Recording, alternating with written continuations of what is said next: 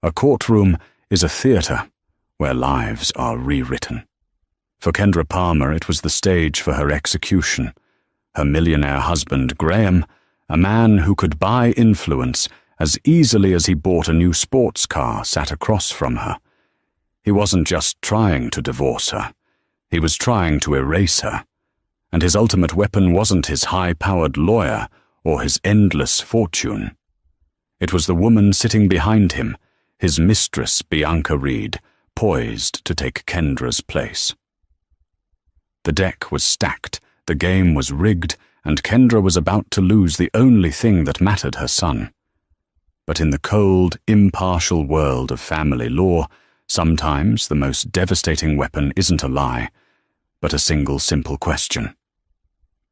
The air in Family Court Department 12 was thick with the ghosts of broken promises.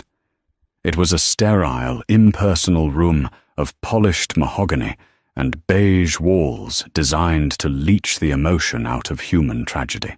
Yet for Kendra, Ken Palmer, the room felt electric, with a current of pure, undiluted hatred flowing from the man she had once loved. Graham Palmer sat at the opposing table, a portrait of effortless power.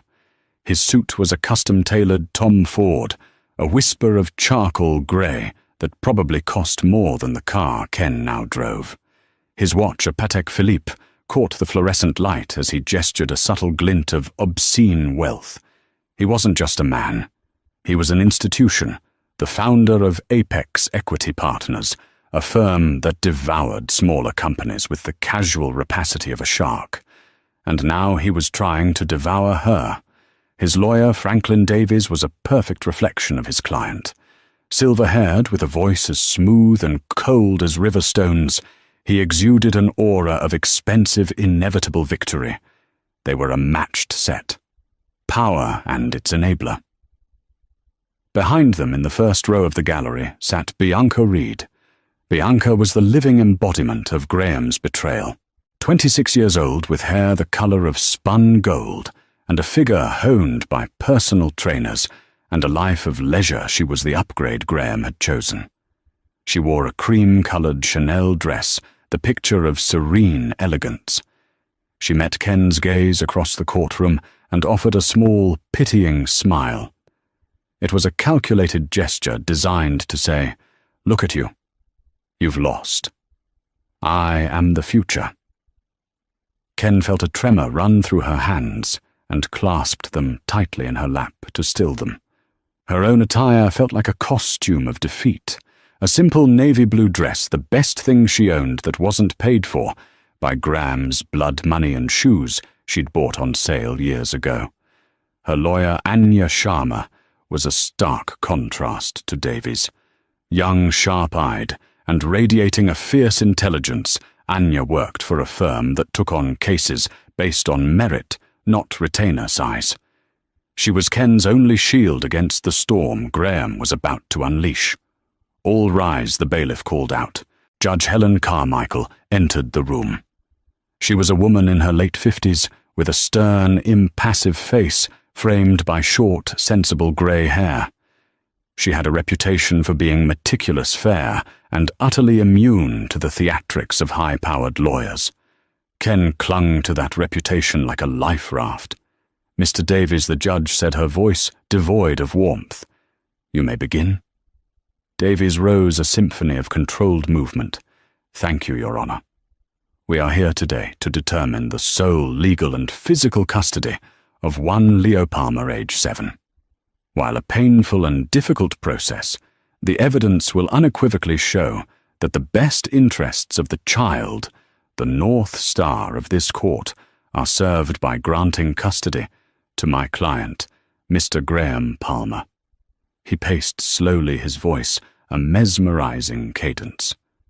"The evidence will show a pattern of instability, emotional volatility, and neglect on the part of the mother, Ms. Kendra Palmer. A woman who, since the unfortunate but necessary dissolution of this marriage began, has created a chaotic and unhealthy environment for her son." Ken flinched as if struck. Unfortunate but necessary.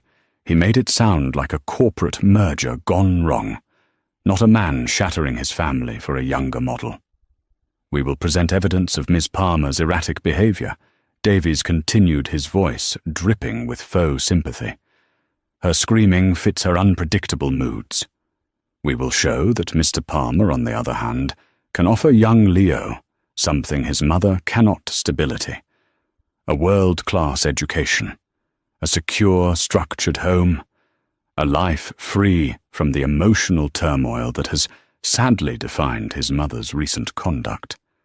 It was a masterpiece of narrative construction. He was taking Ken's raw, justifiable pain, the agony of discovering Graham's year-long affair, the screaming arguments when she found receipts for hotels in Paris and diamond bracelets she'd never received, and twisting it into a character flaw, a diagnosis of unfitness. Anya placed a calming hand on Ken's arm. "Breathe," she whispered. "This is what they do. They build a monster. We just have to tear it down."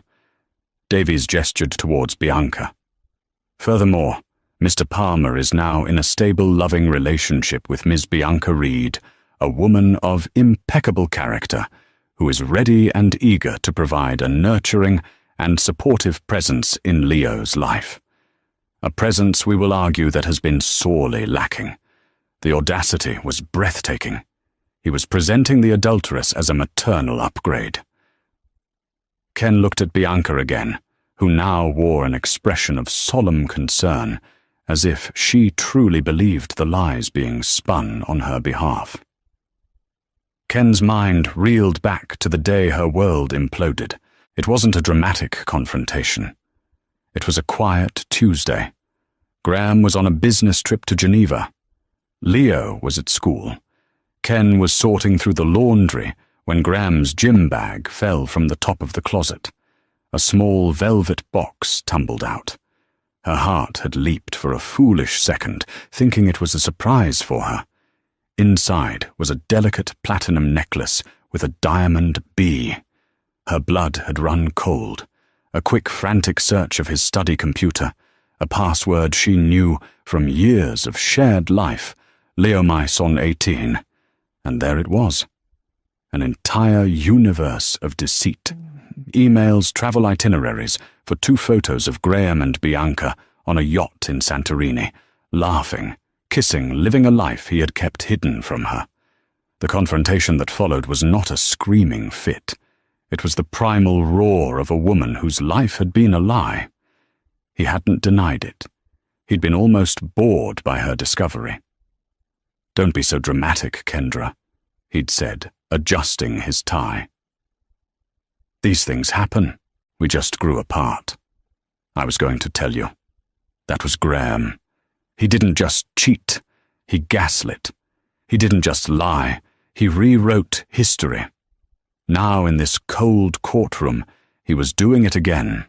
But this time, the prize wasn't just his freedom. It was her son. We will hear testimony from Mr. Palmer," Davies concluded, turning to face the judge. "From Ms. Reed. And we will see, Your Honor, that the choice is not just clear. It is imperative. For the sake of the child." He sat down. The silence in the room was heavy. Ken felt the weight of a dozen pairs of eyes on her, judging her, dissecting the caricature Davies had just painted. The unstable wife, the hysterical mother, the woman who was about to lose everything. Anya stood.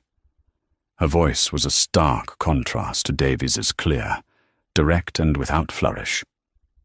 "Your Honor," she said, "what Mr. Davies calls instability, we call a mother's heartbreak. What he calls emotional turmoil, we call a natural reaction to profound betrayal. And what he calls the best interest of the child, we call a father's attempt to use his wealth and power to punish his wife for a divorce he initiated with his own infidelity. The evidence will show that Kendra Palmer is and has always been a dedicated, loving, and supremely capable mother. She is the parent who has attended every doctor's appointment, every parent-teacher conference, and every school play. She is the one who knows her son's fears, his dreams and his needs. We believe that by the end of this hearing, this court will see through the polished facade of Graham Palmer and recognize that the true stability in Leo's life resides with his mother. Anya's words were a small balm on Ken's raw nerves. But as she looked at Graham, who was whispering something to Davies with a confident smirk, she knew this was just the opening salvo. The real battle was about to begin, and Graham had come armed for total war. The petitioner calls Mr. Graham Palmer to the stand. Graham rose and walked to the witness box with the unhurried gait of a man who owned every room he entered. He was sworn in his hand on the Bible, a profane mockery in Ken's eyes. He settled into the chair, adjusted his microphone, and gave Judge Carmichael a deferential, charming smile. It was the same smile he'd used to charm her parents, to win over business rivals, to lull her into a false sense of security for 12 years. Davies began his direct examination, his questions, softballs lobbed for Graham to hit out of the park. Mr. Palmer, could you describe your relationship with your son? Leo is my world. Graham said, his voice resonating with carefully rehearsed sincerity. He's a bright, wonderful boy. I want nothing but the best for him. That's why we're here. And what do you believe is best for him? Stability, Graham said, repeating the theme. A calm, predictable environment where he can thrive. Unfortunately, that hasn't been possible lately. Why not? Davies prompted. His mother. Ken, she's been going through a difficult time, Graham said, his brow furrowed with feigned concern. Her moods are unpredictable. 1 minute she's fine, the next she's screaming, throwing things. Leo has seen it. He gets scared. He hides in his room. It's no environment for a child. Ken's knuckles were white where she gripped her pen. He was talking about the night she'd discovered a credit card bill for a $12,000 Cartier bracelet. She hadn't thrown things. She had thrown the bill onto his desk and screamed, "Who is she, Graham? Who is she?" He had watched her, his face a mask of cold indifference, before telling her to lower her voice so she wouldn't upset the boy. Can you give the court a specific example of this instability? Davies asked. Of course, Graham said, leaning forward. Just last month I arrived to pick Leo up for my scheduled weekend. Ken hadn't packed his bag. When I pointed this out, she flew into a rage, accusing me of all sorts of things. She refused to let me take him. Leo was crying. I had to leave without him to de-escalate the situation. I have a recording of the encounter. Davies nodded to the clerk, and a tinny, distorted audio file began to play. It was Ken's voice, high-pitched with distress. You can't just waltz in here whenever you please. Graham, the agreement says 6 p.m. It's 4:30. Leo has a play date with his friend Noah. You do this on purpose to disrupt his life. Then Graham's voice, calm and reasonable. Kendra, please, let's not do this in front of him. I just wanted a little extra time. There's no need for hysterics. The audio cut off. Davies let the silence hang in the air. The recording was a perfect manipulation. Graham had shown up early, knowing it would cause a conflict, and had started recording only when Ken was already upset. He had edited out his own provocations, his condescending tone, leaving only her frantic reaction. Anya was already writing furiously on her notepad. Provocation, edited recording, time-stamped texts to prove playdate. Davies wasn't finished. He projected a photo onto the screen. It showed the kitchen in their former home, a pot of what looked like burnt pasta on the stove, a wine bottle, and a half-empty glass on the counter. Mr. Palmer, do you recognize this scene? Yes, Graham sighed. I came home from a business dinner one evening to find this. Ken was asleep on the sofa. Leo was in his room, said he hadn't had dinner. The smoke alarm had been disabled. I was terrified something worse could have happened. This lie was even more insidious. Ken remembered that night perfectly. She had a terrible migraine. She'd made pasta for Leo, and in her pained haze had forgotten the pot on the stove for a minute too long. She hadn't been drinking. The wine bottle was from a dinner party 2 nights prior. She'd taken her migraine medication and had lain down on the sofa for a moment while Leo watched a cartoon. Graham had come home, taken that photo without waking her, and thrown the food away, ordering pizza for Leo, as if he were the savior. He had weaponized her illness. And this alleged neglect extends to Leo's health as well, doesn't it? Davies pressed on. Tragically, yes, Graham said, shaking his head. This was it. The attack Ken had dreaded most. Leo has a severe nut allergy, Graham explained to the court. Anaphylactic. He requires constant vigilance. A few months ago, Ken sent a cupcake to school for another child's birthday. She assured the teacher it was nut-free. It wasn't. There was cross-contamination from her baking supplies. Leo had a reaction. A mild one, thank God, because the teacher was alert. But he had to be given an EpiPen and taken to the hospital. I have the school nurse's report here. He produced the document. Every word of it was true, and that's what made it so devastating. It had been an accident, a horrible, terrifying mistake that had given Ken nightmares for weeks. She'd bought new flour, a new sifter, everything, but a trace must have remained in a reused baking tin. It was the kind of mistake that could happen to any parent, but in Graham's telling, it was proof of her unfitness. Davies drove the point home. So his mother, the person entrusted with his care, sent him to school with a food that could have killed him.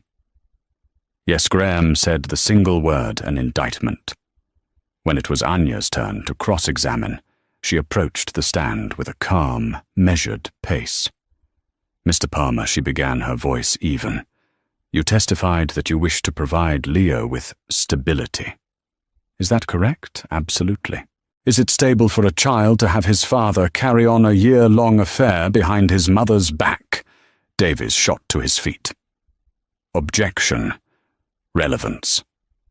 It speaks directly to the witness's character and his definition of stability. Your Honor, Anya countered. I'll allow it.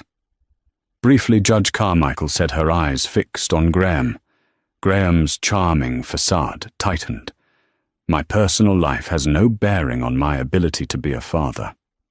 So the lies, the deception, the eventual destruction of your family home, you don't see that as a form of instability for your son, Anya pressed. My relationship with Kendra had been over for years. I stayed for Leo, Graham said, falling back on the classic cliché.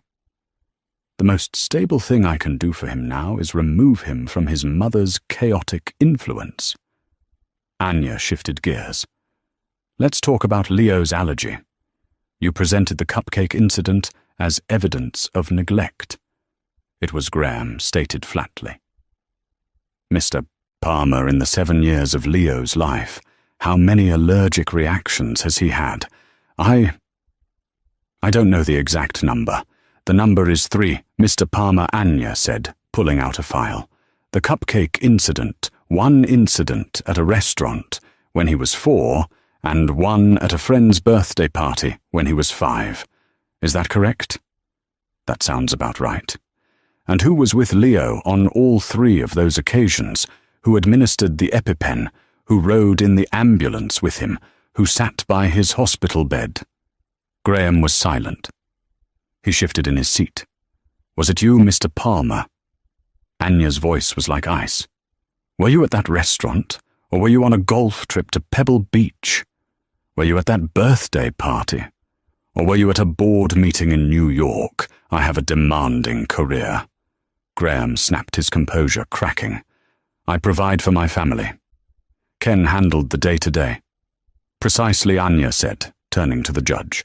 She handled the day-to-day. She handled the terrifying moments and the mundane ones. She made one mistake which she is haunted by in 7 years of diligent care. You, Mr. Palmer, were simply absent. She let that word hang in the air before continuing. You testified that you disabled a smoke alarm. Is it not true, Mr. Palmer, that you yourself disabled it weeks prior because it kept going off when you seared steaks, and you never fixed it? Graham's face flushed. I don't recall.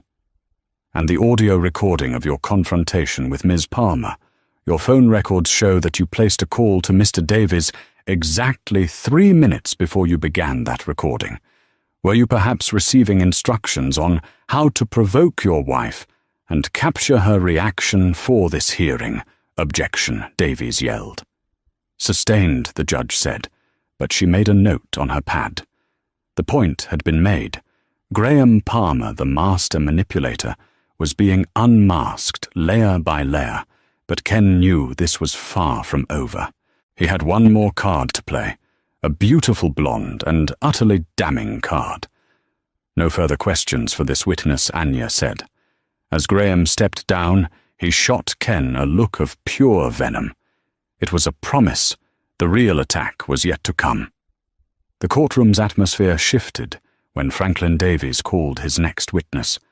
The air grew heavier, charged with a different kind of tension, not just legal, but deeply, woundingly personal. The petitioner calls Miss Bianca Reed to the stand. Bianca rose from her seat in the gallery. Every eye was on her. She moved with a liquid grace, her cream-colored dress flowing around her. She was acutely aware of her role in this drama, and she played it to perfection. She avoided looking at Ken, instead focusing on the witness box as if it were a sacred space.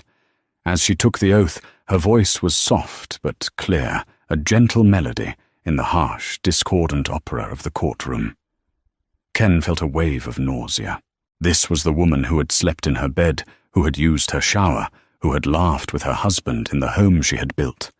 And now she was here to testify that she could be a better mother to Ken's son. The humiliation was a physical thing, a hot poker twisting in her gut. Davies approached his witness with the reverence of a priest. Ms. Reed, thank you for being here. Could you please state your relationship to Mr. Graham Palmer? Graham and I are in a committed, loving relationship, Bianca said, directing a warm, brief smile at Graham. We plan to be married as soon as his divorce is finalized. The words were a calculated stab at Ken, a public declaration of her replacement. And you've had the opportunity to spend time with his son, Leo? Yes, many times, Bianca said, her tone becoming even softer, infused with a maternal warmth that sounded unnervingly genuine. He's a wonderful sweet boy, so bright and funny. How would you describe Leo's interactions with his father? Oh, he adores Graham. Bianca gushed. His whole face lights up when Graham walks into a room. Graham is so patient with him, so engaged. They build these incredible Lego creations, and Graham explains the engineering principles to him. It's beautiful to watch. Ken gripped the edge of her table. Graham hadn't built Legos with Leo in years. He'd buy the most expensive sets, open the box, and then get a work call, leaving Ken or Leo to finish it alone.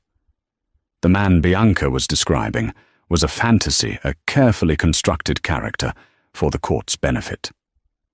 And how does Leo seem when he is with you? Davies prompted. He was a little shy at first, naturally. Bianca said, a picture of understanding. But he's warmed up to me. We read stories. I've been teaching him a little French. He's very quick, I think. I think he craves a calm, gentle energy in his life. The implication was clear, the calm, gentle energy that Ken, the hysterical mother, could not provide.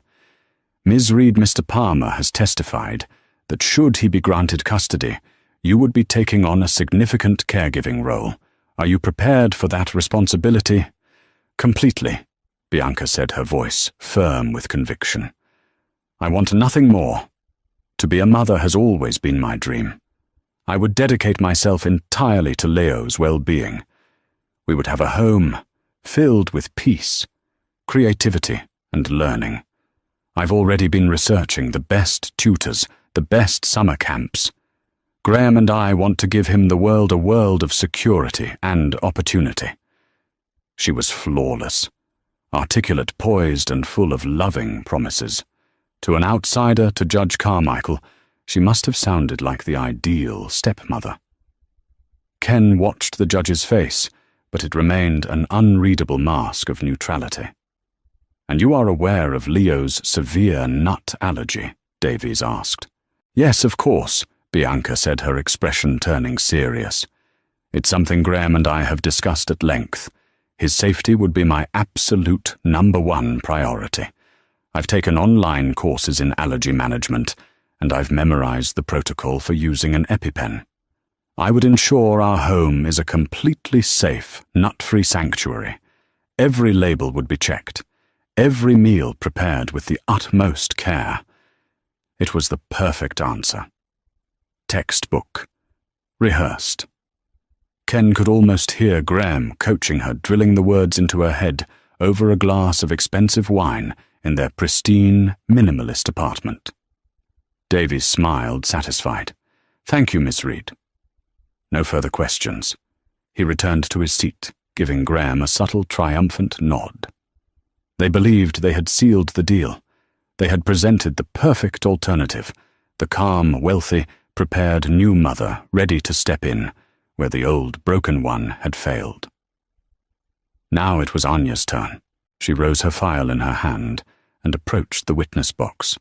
She didn't radiate hostility, but a quiet, intense curiosity.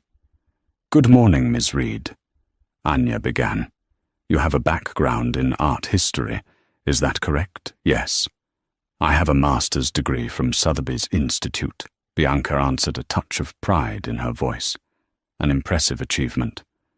"And what do you do for a living now?" I am not currently employed," Bianca said, a slight hesitation.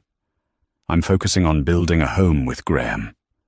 So for the past year and a half, since your relationship with Mr. Palmer began, you have not worked." "That's correct. Mr. Palmer provides for you financially. Your apartment, your car, your expenses." "Graham is very generous," Bianca said stiffly. "I'm sure he is," Anya said, letting the words hang for a moment. "Ms. Reed, you testified that Leo adores his father. You mentioned they build Legos together." "Yes, they do.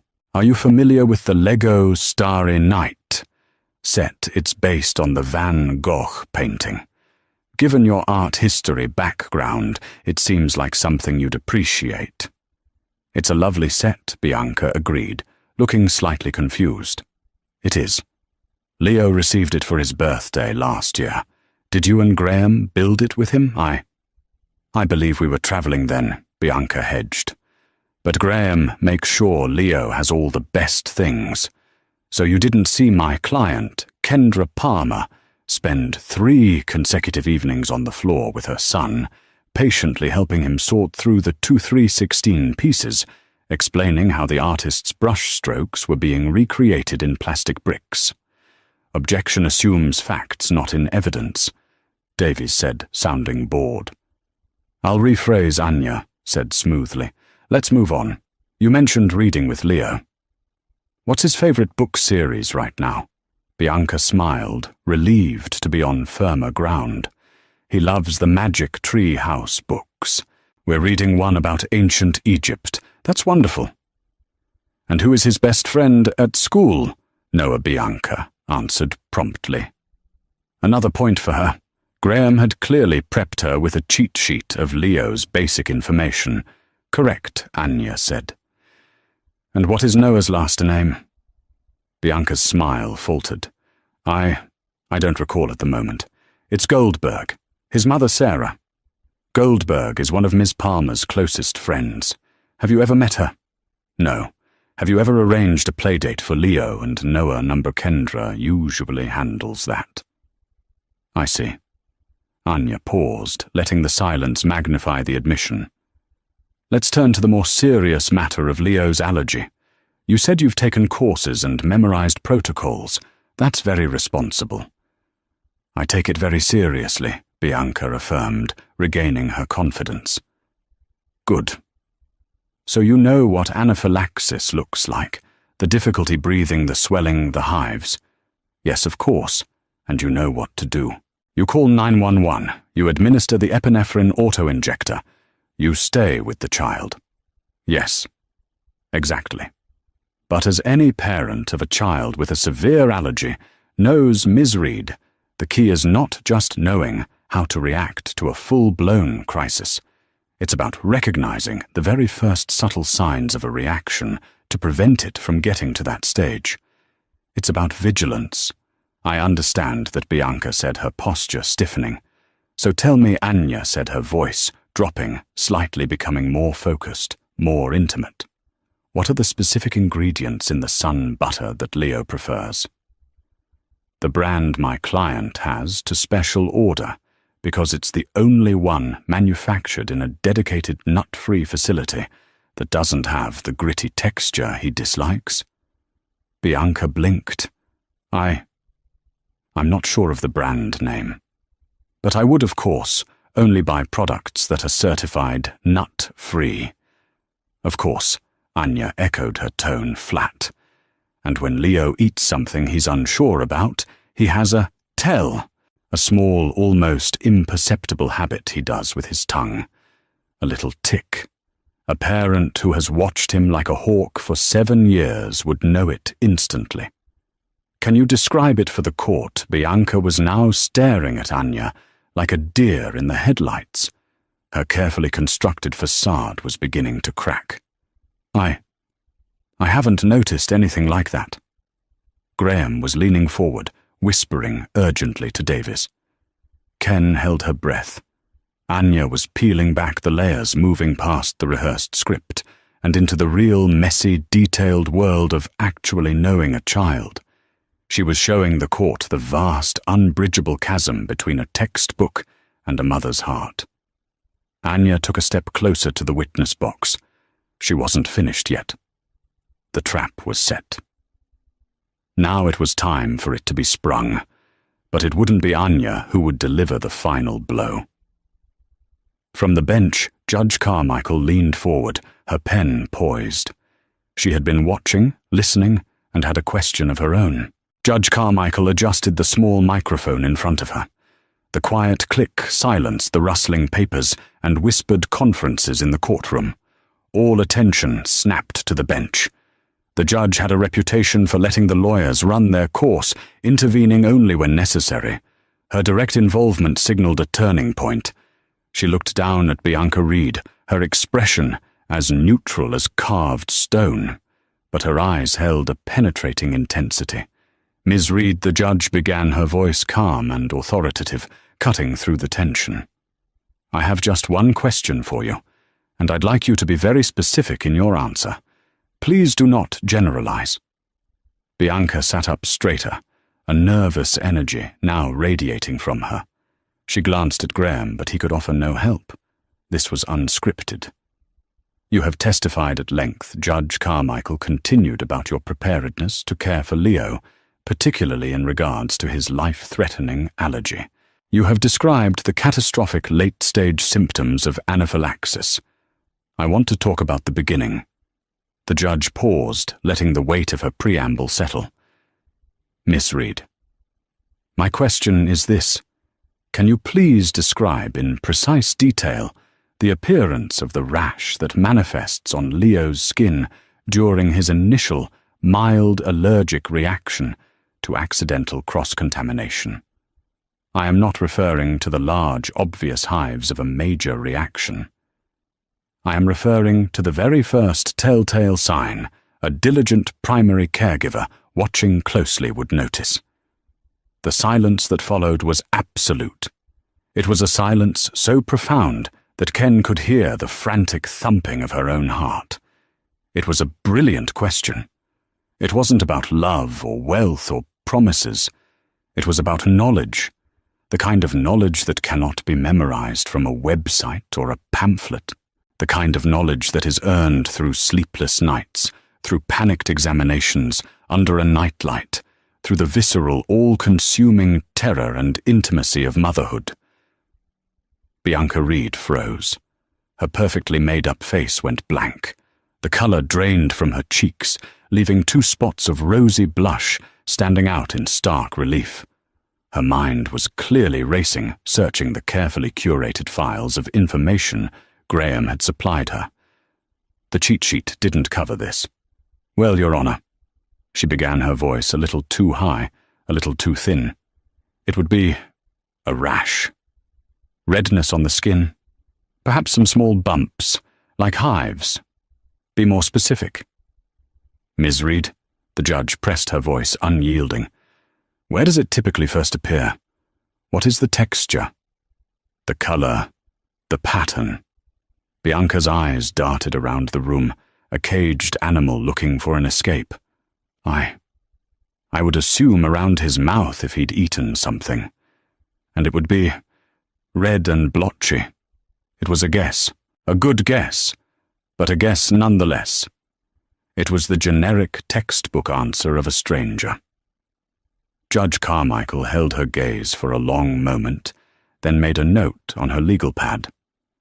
Without looking up, she said, "Thank you, Ms. Reed. You may remain there." She then shifted her gaze across the courtroom, her eyes landing on Ken. "Ms. Palmer, I will ask you the same question. Please describe the rash." Anya gave Ken's hand a gentle squeeze under the table. Ken took a deep, shuddering breath. This was her territory. This was the landscape of her deepest fears and her fiercest love. She didn't need to think. She just needed to remember. She stood up, her voice, trembling at first, but gaining strength with every word. "Your Honor." She began making eye contact with the judge. "The first sign isn't on his skin. The first sign is that he swallows twice hard. Then he touches his tongue to the roof of his mouth, a little habit he has when he feels that first tingle." She saw from the corner of her eye Graham's head snap towards her. He'd never noticed that. Then the rash begins. Ken continued, her voice now clear and steady, the memory vivid and terrifying. "It's not red, not at first. It's a series of very small, pale bumps, almost white. They look like tiny scattered grains of sand under his skin, and it doesn't start around his mouth. For Leo, it always starts in one specific place, the soft skin of his left temple, right where his hair begins." She pointed to her own temple. "It appears there first, a small patch no bigger than a dime. Then, if the reaction is progressing, a faint pinkness will start to creep into the skin between the bumps. At the same time, his right eyelid, always the right one first, will get a tiny bit puffy. Not swollen shut, just heavier. It's a look I know better than I know my own face in the mirror." As she spoke, the sterile courtroom dissolved. She was no longer a petitioner in a lawsuit. She was a mother. Her love, her terror, her intimate, all-encompassing knowledge of her child filled the space so palpable it was almost a physical force. She wasn't performing. She was testifying from the heart of her lived experience. Only after that, she finished, her voice thick with emotion, do the red, blotchy hives appear elsewhere. But if you catch it at the pale bump stage on his temple, you can often manage it with a dose of Benadryl and avoid the EpiPen, the ambulance, the hospital. You can avoid the trauma. She sat down, her body trembling with the adrenaline of reliving those moments. The courtroom was utterly still. In that one detailed, heartfelt answer, Ken had demonstrated more about her fitness as a parent than 1,000 pages of legal documents ever could. She had proven that she wasn't just a caregiver. She was Leo's expert, his guardian, the archivist of his every vulnerability. Bianca Reed looked as if she had been slapped. The color had not returned to her face. She looked at Graham, her expression a mixture of humiliation and dawning horror, as if seeing for the first time the sheer depth of the life she was trying to usurp. She was an amateur trying to play a professional's game, and she had just been devastatingly outclassed. Graham's face was a mask of cold fury. His perfect plan, his carefully constructed narrative, had been obliterated, not by a legal argument, but by a mother's truth. The mistress he had brought to court to seal his victory had instead become the instrument of his humiliation. Judge Carmichael looked from Ken to Bianca, and then to Graham. She picked up a pen and made another longer note on her pad. The air crackled. Everyone in the room knew the tide had just irrevocably turned, but Graham Palmer was not a man who accepted defeat. Ken saw the look he gave Franklin Davies, a sharp, angry glare. It wasn't over. He had an ace up his sleeve.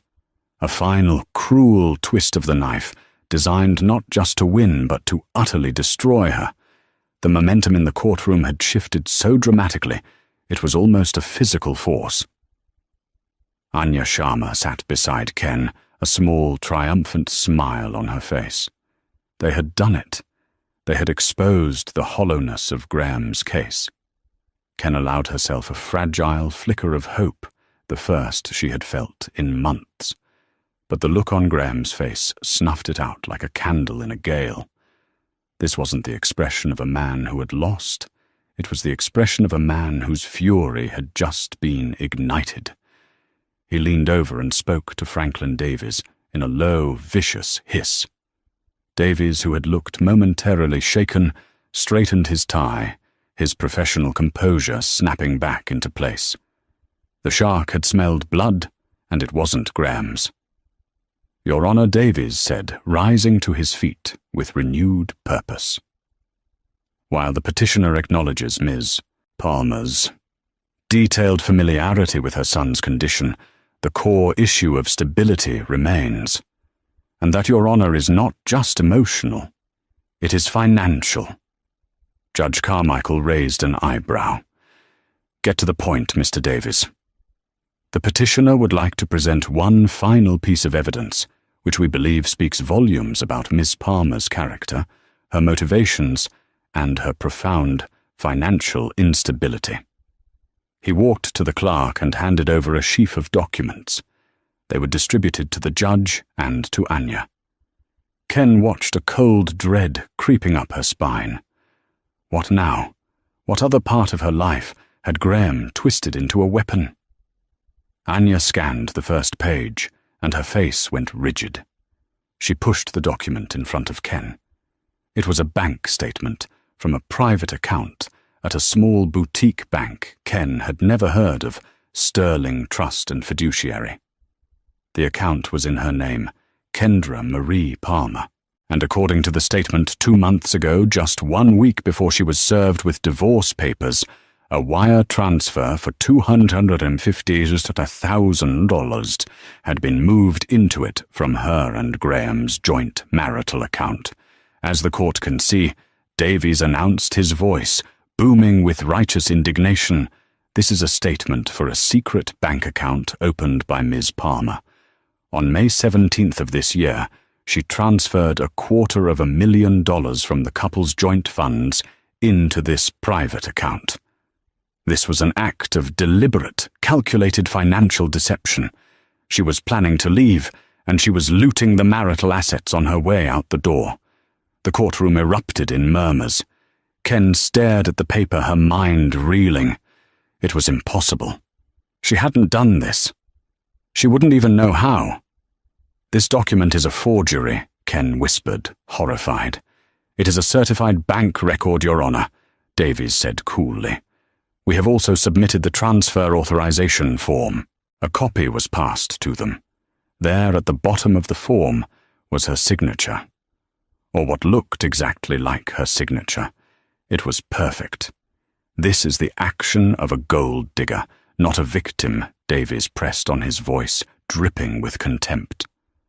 "She portrays herself as a wronged wife, but the evidence shows she is a manipulative and untrustworthy individual. How can she be trusted with the well-being of a child when she engages in such blatant fraud? She is financially reckless and morally bankrupt. Granting her custody would be rewarding this deception. Ken felt the floor drop out from under her. This was Graham's checkmate. He had anticipated losing on the emotional front, so he had created an escape hatch, a lie so profound and well documented that it was impossible to refute. He was painting her not just as an unstable mother, but as a criminal. Ms. Sharma Judge Carmichael's voice was stern. This was a serious allegation, and the evidence looked damning. Your Honor, my client denies this completely. Anya said her mind, clearly working a mile a minute. She had no knowledge of this account or this transfer. We ask for a brief recess to confer. Granted. 15 minutes, the judge said, her gaze lingering on Ken with a new, unwelcome glint of suspicion. As soon as they were in the hallway, Ken's composure shattered. Anya, I swear to you I didn't do this. I don't know where that money is. I've never even heard of that bank. I believe you, Ken. Anya said, her voice a calm anchor in Ken's storm of panic. But they have a signature. Think. Did you sign anything for Graham around that time? Any documents at all? Ken paced the sterile hallway, her hands pressed to her temples. Her mind was a blur of betrayal and fear. He was always making me sign things. Investment papers, tax forms. He'd just put a stack in front of me and say, sign here, here and here. He'd be on his phone, impatient. I trusted him. Oh God, I was so stupid. She stopped dead. A memory surfaced hazy at first, then sharpening into painful focus. It was late one evening in May. Graham had come home late, smelling of a perfume that wasn't hers. He'd been curt and dismissive. Before going to his study, he'd dropped a leather-bound folder on the kitchen island. Need you to sign these, he'd said without looking at her. It's for the Delaware property refinance. Has to be couriered by morning. She'd been tired and heartsick. She'd flipped through the pages, dense legalese numbers, property deeds. She'd signed where the yellow sticky tabs told her to. He must have slipped the transfer form into that stack, a single, treacherous page hidden among dozens of legitimate ones. He slipped it into a pile of property documents. She told Anya the words, choking her. But how do we prove it? It's my signature against a bank record.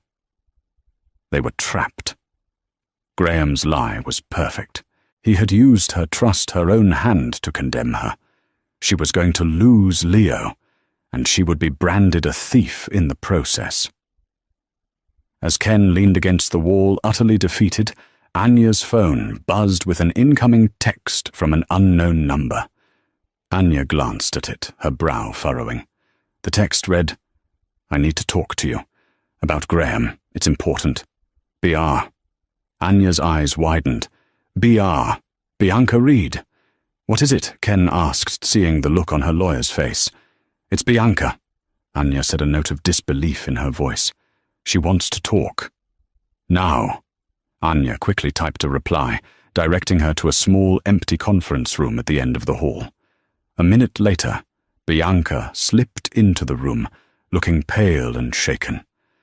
She had shed the poise and confidence she'd worn on the witness stand. Now she just looked scared. Why are you doing this? Ken asked, her voice raw. Bianca wouldn't meet her eyes. She looked at Anya. What he just did in there. With the bank account. I didn't know he was going to do that. He told me it was his insurance policy. What do you know about it? Anya asked, her tone all business. Bianca wrung her hands. I don't know everything, but I know he was bragging. A few weeks ago, he was on the phone with his financial guy, a man named Peter Lynch. Graham was laughing. He said something like, Ken will never see it coming. The signature is a perfect match. Even if she gets a good lawyer, the paper trail will bury her. He called it severance pay. she'd never get to spend. This was it. A crack in the fortress. Why are you telling us this? Anya pressed her gaze sharp. Bianca finally looked at Ken, her eyes shimmering with unshed tears. Because the way he looked when your answer about the rash destroyed him. It wasn't just anger. It was inhuman. I realized he isn't just trying to win. He's trying to annihilate you. And he used me to do it. He made me look like a fool. I see now that if he's willing to do that to the mother of his child, what would he do to me when he gets tired of me? It wasn't an act of conscience. It was an act of self-preservation. Bianca Reed had finally realized she wasn't Graham's partner. She was just his next victim. That phone call with Peter Lynch. Anya said, her voice urgent. Do you remember when it was a date? A time Bianca thought for a moment. Yes. It was a Tuesday night, June 24th, around 8 p.m. We were at his apartment. I remember because my favorite show was on, and he was being so loud on the phone, I had to leave the room. Anya's fingers flew across her phone's keyboard. June 24th. Peter Lynch. She looked up, a glint of steel in her eyes. It might not be enough to prove it today, but it's enough to blow his case wide open. The bailiff called from the end of the hall. Recess is over. Stay here, Anya told Bianca. Then she turned to Ken. Don't say a word. Let me handle this. The war isn't over yet. They walked back into the courtroom. Ken's despair had been replaced by a new, ferocious hope. Graham Palmer thought he had built the perfect trap. He just never imagined the bait would be the one to help her escape. The courtroom hummed with an expectant hush as they resumed their seats. Graham Palmer wore the smug look of a man who had already won. He believed the fraudulent bank statement was his checkmate. Ms. Sharma, Judge Carmichael's voice was stern. Does your client have any response to this evidence? Anya Sharma rose, her posture, radiating a new, sharp confidence. Yes, Your Honor. My client maintains that her signature was obtained by fraud, and we now have reason to believe we know how to prove it. Davies scoffed. Your Honor, this is a desperate, baseless accusation. On the contrary, Anya said, her voice ringing with clarity. We move to immediately subpoena the phone records of Mr. Graham Palmer and his associate, Mr. Peter Lynch, specifically for the evening of June 24th. Graham's smirk vanished. He shot a panicked, furious look toward the gallery, where Bianca's seat now sat empty. He understood instantly. He'd been betrayed. Davies scrambled to his feet. Objection. This is a fishing expedition. It's irrelevant and highly prejudicial, the basis, Your Honor. Anya countered, her voice, cutting through the room, is a good faith belief that those records will contain evidence of a conversation in which Mr. Palmer and Mr. Lynch discussed the plan to fabricate the very documents just presented to this court, a plan Mr. Palmer allegedly referred to as his insurance policy against my client. The courtroom was stunned into silence. It was a direct accusation of conspiracy and perjury. Judge Carmichael stared down at Graham, her gaze cold and piercing. The pieces were clicking into place, the arrogant testimony, the hollow mistress, and now a fraud designed as a knockout blow. Mr. Davies, the judge, said, her voice dangerously quiet. Your client submitted a sworn declaration that all his financial disclosures were accurate. If Ms. Sharma's allegations are true, he has committed perjury and attempted to defraud this court. The request is highly relevant. Motion granted. The gavel came down with a sharp crack that echoed like a gunshot. It was the sound of Graham Palmer's world breaking apart. The bluff had been called.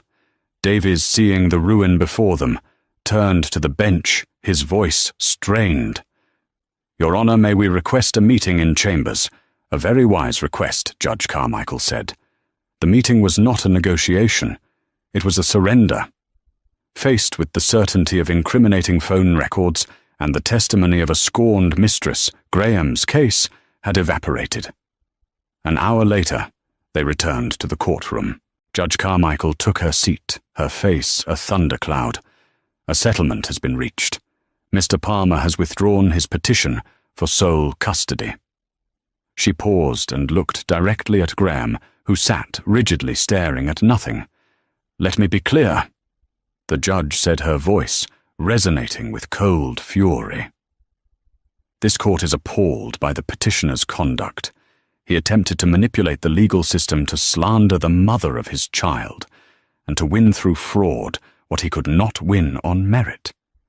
He has treated his son as nothing more than a prize to be won." She then turned her gaze to Ken, a flicker of sympathy in her eyes. "The court grants Ms. Kendra Palmer sole legal and physical custody of Leo Palmer. Mr. Palmer will be granted supervised visitation contingent upon his completion of court-mandated anger management and parenting courses. The family home will be signed over to Ms. Palmer. A significant alimony and child support settlement has also been reached. It was a total unconditional victory." Tears of pure relief streamed down Ken's face. Anya wrapped a supportive arm around her shoulders. Across the aisle, Graham Palmer sat alone, a shrunken figure in his expensive suit. The power and charm had been stripped away, leaving behind something small and defeated. He had tried to destroy her life, and had only succeeded in demolishing his own. As Ken and Anya walked out of the courtroom into the bright light of the afternoon, Ken knew she was finally free. She was a survivor. And she was and would always be Leo's mother, a title no man, no mistress, and no amount of money could ever take from her. The courtroom doors swung shut, not as an end, but as a beginning. Kendra's story is a powerful reminder that in the face of overwhelming power, wealth and deception, the truth holds a unique and explosive force. It wasn't a clever legal trick that won the day. It was the undeniable, fiercely detailed truth of a mother's love. Graham Palmer learned that some things can't be bought, bullied, or faked. Integrity, character, and the sacred bond between a parent and child are not assets to be liquidated. This story shows that the system, for all its flaws, can sometimes deliver true justice. If Kendra's fight for her son moved you, please hit that like button to show your support. Share this video with someone who needs a reminder that courage can overcome corruption. And don't forget to subscribe to our channel for more real-life stories where truth and justice prevail against all odds. Your support helps us continue to bring these important narratives to light. Thank you for listening. Thank you for listening. Thank you for listening. Thank you for listening. Thank you for listening. Thank you for listening. Thank you for... Why do you need a motorised one? No arms. That's fair enough. That is fair enough. I can tell some of you feel a bit uncomfortable laughing at little Timmy, who's a little 6-year-old lad. He's got a funny little voice because his chest is all fucked. Got no arms, no legs, just like stumps, right? But let me tell you something about Timmy to make you feel better about yourselves. He's a fucking racist. Yes. Horrible little shit, he is. You little fucking bigot.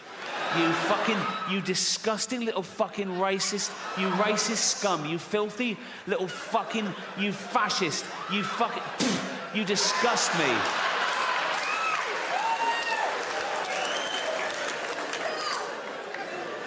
Homophobic? Yeah. He's like, they're not like us. Nothing's like you disgusting little fucking, you prejudiced little piece of, you ball of hate. You disgusting little fucking racist homophobe. I wish we'd had a scan. You absolute,